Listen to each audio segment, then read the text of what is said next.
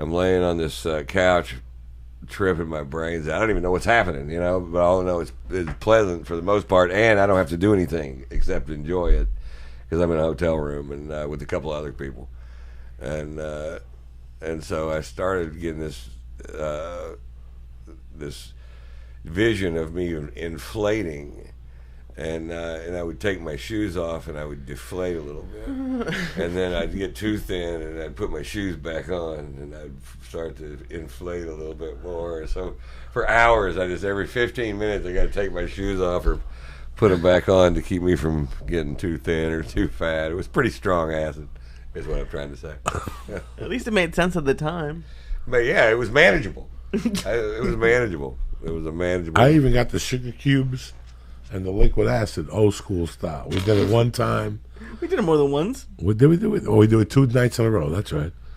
We just did it light, though. It wasn't really deep, seeing fucking leprechauns and stuff like this. Now, so you're in Mexico, and you're still traveling from time to time, but nobody's got your fucking phone number.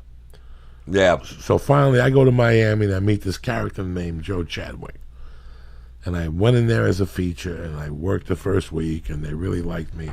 Then the second week, somebody dropped out, and they kept me. The first time I was there, I went for 3 weeks straight. But the 3 weeks I was there, they took about 2 people, you and a white guy from Cleveland. That's still in the game. Something happened. I think he works locally in Cleveland, whatever. Never knew who this was. I go back there again. New Year's, I do all these gigs, and they're talking to me about this character named Ron White. And finally, I go back to L.A., and one day my phone starts ringing. Do I know how to get a hold of Ron White? And I'm laughing my ass off. I'm like giggling. And I never think anything of it. I never see this character, Ron White. And I go to the fucking Laugh Factory in Houston, which at the time had to be one of the best clubs in the country. The place where I always had the best time in my life was that city. And I go there, and I think it's John Westling and me, and we go out to smoke a joint, and there you are. Kathleen's headlining, you're featuring, and you're outside holding court, man, just talking about, and I'm watching you. And then I sat there and watched you before Kathleen, and I was just fucking blown the fuck away. That fucking landing in where I OD'd. Where did I OD?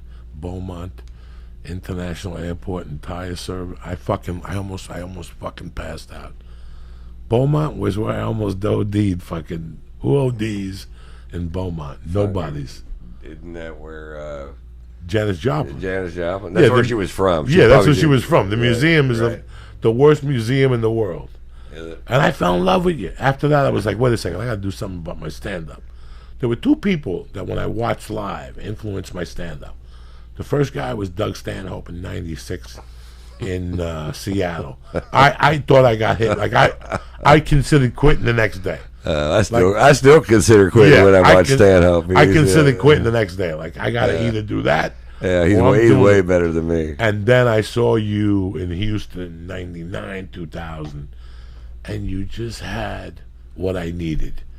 You had the essence of I don't give a fuck if you laugh. I'm here to have a few drinks, smoke a few joints. If I bump into a line in a blowjob, that's like the cherry on the sundae. Yeah. And I'm like, that's where you have to be in comedy. You can't go up there. I was a philandering dickhead, I admit that. You can't go up there thinking about you're going to bomb. Who gives a fuck? Just go up there and be you. And that, I wanted to tell you that. That's why I wanted you to come on the show, because that in 2000, when I came back to LA, I was a complete different comic.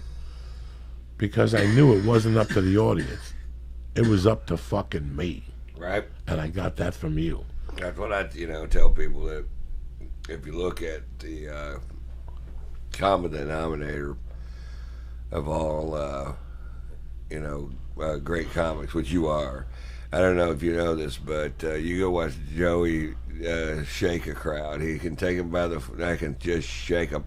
And it doesn't matter if there's 50 of them or 5,000 of them, that there's nobody better at this than you. And, you're Rogan's favorite comic, and I watched the other day, it was like, he had this crowd rocking, and that's the fun shit. You get them rocking, just boom, boom, boom, boom, boom, just slapping them in the face, and it's really fun to watch. Man. But it's also really 20 fun. years, Ron White, and I want young comics to understand that. Right, me It's 30. 20. I'm 27, and 27. I'm not 27. This year, Yeah, we know. We had- July, I'm like 82 in cocaine years. You ever get like, I'm like 87 in cocaine years. But the 20-year mark really makes you decide something. And for me, that's what it was. Now, I think July 18th was 28 years. It was 91. So whatever, 91, 2001, 2011, 27 years. So when did the whole fucking tour start?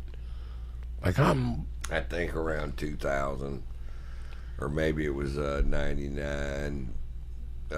I'd been opening for Jeff for a few years, and then one day we were on the plane, and he starts telling me about this concept, because the Kings of Comedy, which was a Cedric the Entertainer, and I feel like an idiot. Hughley, Yeah, you're right.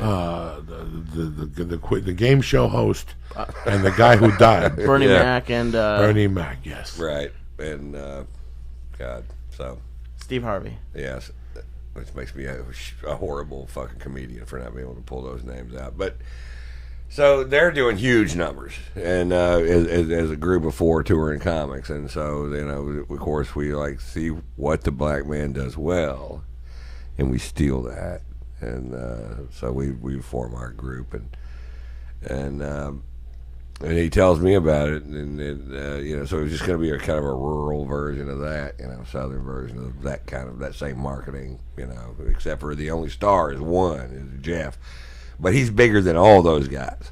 Jeff's, but we're smaller than all those guys, so who knows how it's going to work. And so Jeff tells me about it, and I said, that's retarded.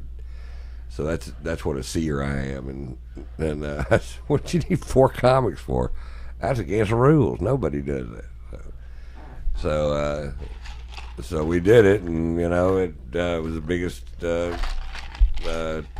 comedy tour in the history of spoken word by a lot.